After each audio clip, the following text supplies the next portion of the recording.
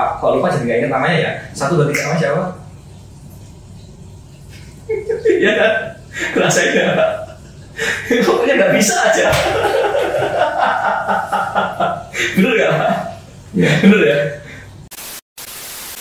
Oke, tadi kita sudah sama-sama mempelajari ilmu hipnosis halus dengan Pak Agung, asal dari Kudus. Nah, gimana Pak pengalaman setelah belajar? Dulu pernah belajar, terus sekarang perbedaannya apa sih dan apa yang didapat itu? Ya, sangat berbeda. Jadi sebelumnya saya udah beberapa kali mengikuti workshop untuk teori hipnotis ini. Berapa kali Pak ikut kelas workshop itu? 3 mungkin. 3 kali dengan ini ya? 4 kali dengan ini. 4 kali dengan ini? 4 kali dengan ini. Ya. Jadi metodologi antara workshop yang pertama, kedua, dan ketiga itu hampir sama.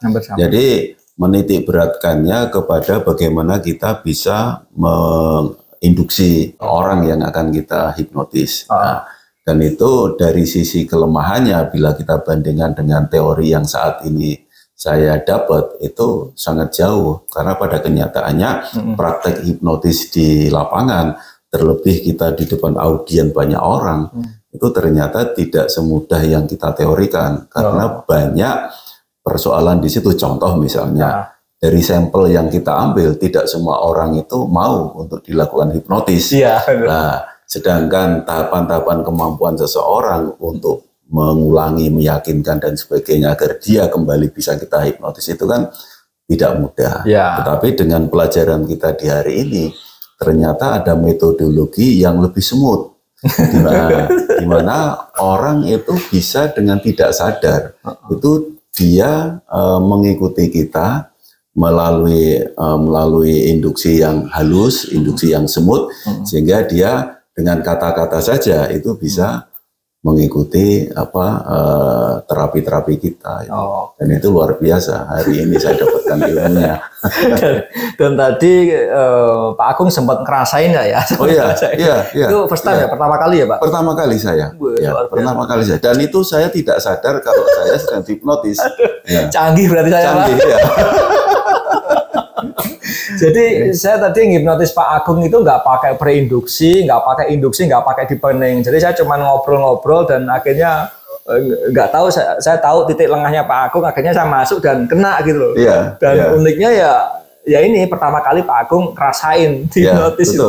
Jadi betul-betul kalau kemarin itu kita hanya mengikuti virtual di YouTube tetapi hari ini saya betul-betul merasakan bahwa hipnotis halus, di mana orang benar-benar tidak sadar bahwa dia sedang dihipnotis, ya saya benar-benar merasakan tadi. Mantap lah, keren. Mantap ini. Berarti luar biasa ya, diakui ya Pak? Sangat luar biasa. Tinggal kita nanti belajar dan memperdalam begitu. Jadi hipnotis halus itu sebuah hasil dari sebuah eksperimen saya bertahun-tahun ceritanya itu Pak. Jadi karena saya sering gagal dulunya juga kayak pemula-pemula belajar banyak gagalnya, kemudian banyak melakukan eksperimen dan sering mempelajari dan mengamati orang-orang itu kan setiap hari, setiap tahun itu kan berubah dan mereka juga mengupgrade diri kan. Sedangkan ilmu hipnotis yang diajarkan dari dulu sampai sekarang itu ya pasti itu aja. Preinduksi, induksi, deepening, determinasi. Orang hafal semua lah, orang tahu. Cuman kan ya itu tadi benar kata Pak Agung, di lapangan itu kadang nggak harus teknikal seperti itu. Kita lebih fleksibel gitu loh Pak.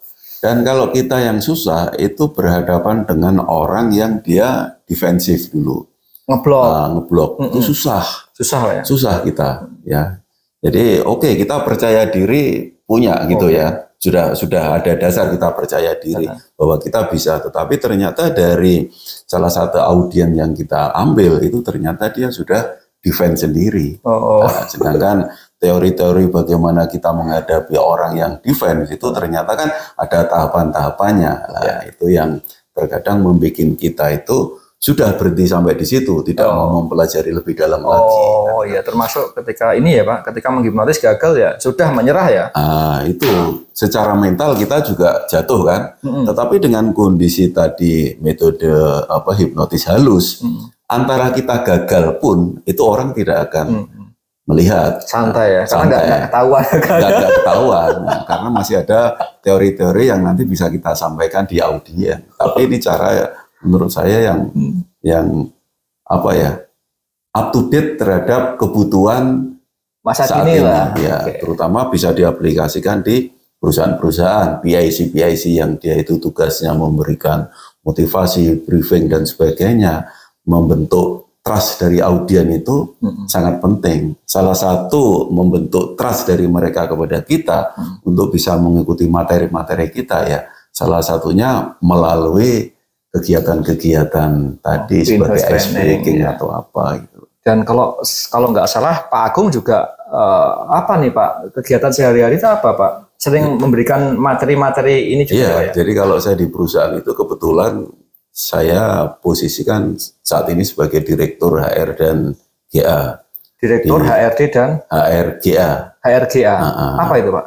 Human Resources and General Affairs. Oh, berarti di bagian ini ya? Memang di bagiannya di situ. Jadi kami bertanggung jawab untuk mengelola mulai dari karyawan masuk, ya, kemudian memberi motivasi, ya, kemudian begitu mereka masuk 3 bulan harus kita evaluasi, harus kita kasih motivasi, training, 6 bulan juga begitu. Selain itu juga karyawan-karyawan yang lama pun juga harus kita kumpulkan, kita motivasi terus-menerus seperti itu. Nah, titik-titik itu yang kita butuhkan. Kalau kita tidak mempunyai strategi yang bagus, orang rasanya akan bosan.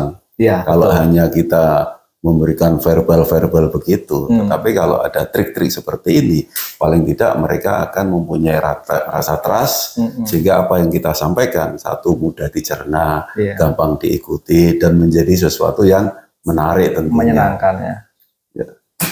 Oke lah, kira-kira seperti itu ya. Siap. Itu testimoni dari Pak Agung yang memang tadi sudah merasakan gitu kan. Karena di awal saya ketika Pak Agung daftar itu saya juga screening juga, wah ini orang hebat nih, orang besar.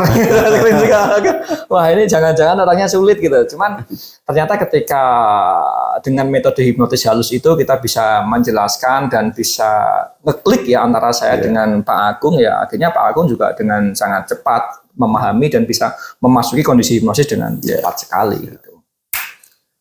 Mantap Mas Roni. Oke lah, kira-kira seperti itu ya bersama saya dan Pak Agung. Sampai jumpa, semoga video ini bermanfaat untuk Anda semuanya yang mungkin kemarin-kemarin bingung ya cari info-info pelatihan hipnotis yang model seperti apa. Nah ini ada beliaunya, ini udah 4 kali teman-teman, ini saya keempat nih. Dan sudah ada perbedaan, sudah reviewnya juga dari Pak Agung. Semoga video ini menambah hasanah pembendaraan teman-teman ketika teman-teman mau mengikuti kelas mana yang mau dipilih silahkan, karena semua pelatihan baik. Tetapi tergantung daripada Anda sendiri mana yang terbaik, silahkan itu tentukan kepada hati nurani Anda sendiri. Oke, bersama saya Roni Dlasana dan Pak Agung Subandi. Sampai jumpa. Yes.